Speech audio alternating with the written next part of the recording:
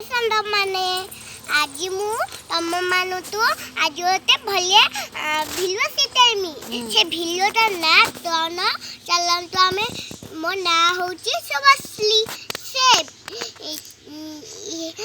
ସେ ଟୋଟାଲଟା ତା ନାଁ କ'ଣ ଟୋଟାଲ ତଳିମି ଆଜି ମୁଁ ତଳିମି। ଚାଲନ୍ତୁ ଦେଖିବା ସେଇ ପନିର ରେସିପିକୁ। ଆଜି ତମେ ତେଲ ପକେଇକିନା ଆଜି ତମେ ପନିରଟାକୁ କାଟିବ।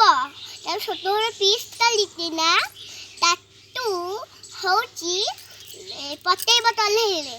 ପକେଇକିନା ମସଲା ପକେଇକିନା ମସଲା ତାପରେ ତମେ ତାକୁ ରାନ୍ଧିବ। ରାନ୍ଧିକି ତାକୁ ତମେ ହେଉଛି ହେଲା ତଳିବ। ତାପରେ ଲଙ୍କା ଲୁଣ ପକେଇବ। ଲଙ୍କା ଲୁଣ ପକେଇ ସାରିଲା ପରେ ସେ ନାଟା ଟିକେ ଚିନି ଟିକେ ଚିନି ପକେଇବ। ତାପରେ ଲୁଣ ପକେଇକିନା ତାକୁ ରେସିପିରେ ଢାଙ୍କି ଦେବ।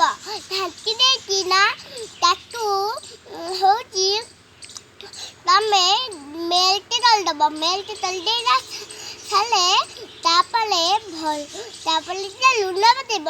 ଟିକେ ଲୁଣ ପକେଇ ସାରିଲା ପରେ ତାପରେ ତମେ ଢାଙ୍କିକିନା ତାପରେ ପାଣି ପକେଇକିନା ତମେ ରାନ୍ଧିକିନା ଟିକେ ମସଲା ପକେଇବ।